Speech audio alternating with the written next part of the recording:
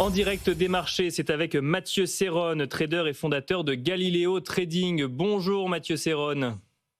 Bonjour Nicolas. Merci d'être avec nous à distance avec donc des marchés européens qui ouvrent en ordre dispersé ou presque. On avait un CAC 40 et un DAX qui avaient ouvert dans le même sens, dans le vert. Finalement, le CAC 40 recule légèrement à l'heure actuelle, moins 0,1%. Le DAX, de son côté, lui, dépasse le seuil symbolique des 25 000 points en progression de 0,47%. Comment vous analysez cette ouverture des marchés ce matin ? Oui, on a une divergence entre les deux avec un DAX qui a fini par s'extirper de sa zone d'évolution des derniers mois, franchissant les derniers plus hauts. Donc sur l'indice, c'était la zone des 24 800 qu'il fallait surveiller. On est au-delà des 25 000.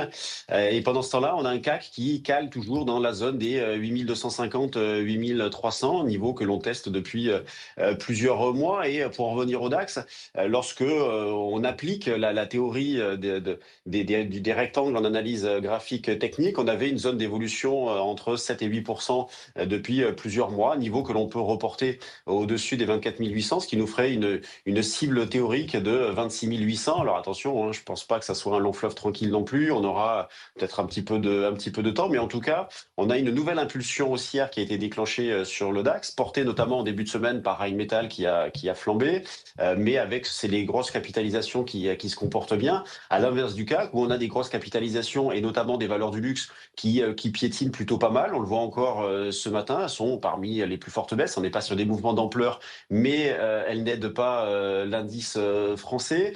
Un bon début d'année donc sur le DAX, mais également sur le FTSE qui a réalisé lui aussi un nouveau plus haut historique hier. Bien sûr. Pendant ce temps-là, on a les marchés américains qui piétinent à proximité de leur plus haut, qui restent bien évidemment bien orientés, il n'y a pas de sujet là-dessus, mais qui piétinent aussi. Et quand justement, au début d'année, c'est un petit peu le moment de faire les projections, de réfléchir un petit peu évidemment à la macro aussi.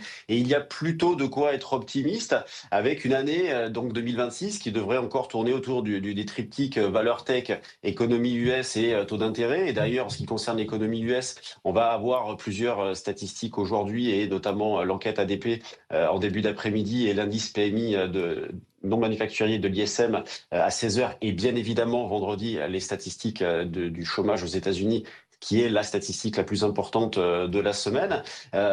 Les taux d'intérêt, eh bien, on devrait avoir une poursuite de l'assouplissement monétaire, notamment aux États-Unis, ce qui devrait favoriser encore la poursuite des investissements, qui est vraiment la clé indépendamment des niveaux de valorisation. Bien évidemment, quand on regarde les sociétés, on en a certaines qui ont des valorisations qui sont extrêmement élevées, mais c'est vraiment ce sujet de l'investissement, donc de l'accès au crédit, qui va être très important cette année.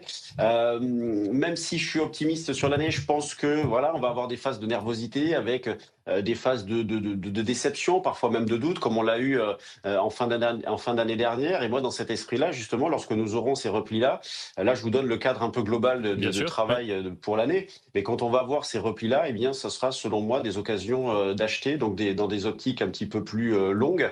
Si je prends, par exemple, le CAC 40, alors, dans une optique longue, à court terme, je vous donnerai les niveaux à surveiller après, mais dans une optique longue, vous avez la zone des 7750, 7800 pour prendre des initiatives à l'achat jusqu'éventuellement la zone des 7500, donc les plus bas des derniers mois. Donc ça, c'est une stratégie valable sur plusieurs semaines, plusieurs mois. Et puis à court terme, eh bien, j'essaye d'accompagner les dynamiques en profitant de la volatilité. Et d'ailleurs, depuis le début de l'année, on n'est pas déçu. Le CAC bouge bien, il bouge plus que, on parlait du DAX, il bouge plus que le DAX, il bouge plus que les marchés américains. On a une volatilité intraday qui est intéressante sur le CAC en ce début d'année.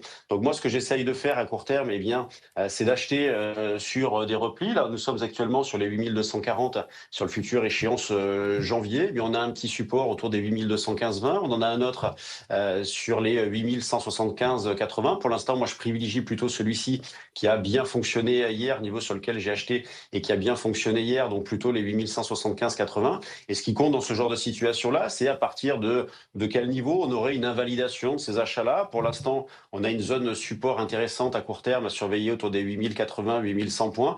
Donc je considère qu'à court terme, tant que nous sommes au-dessus de 8080, 8100 points, nous restons du bon côté avec plutôt des achats, on va dire, de manière dynamique, hein, puisque je le disais, quid du potentiel dans la mesure où on arrive sur des plus hauts de plusieurs mois.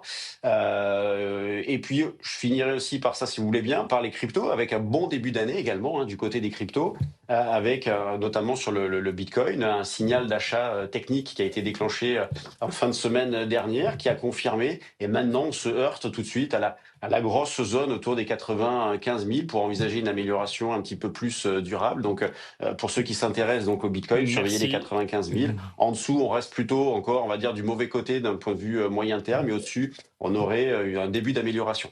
Merci Mathieu Serron de nous avoir accompagnés en direct des marchés.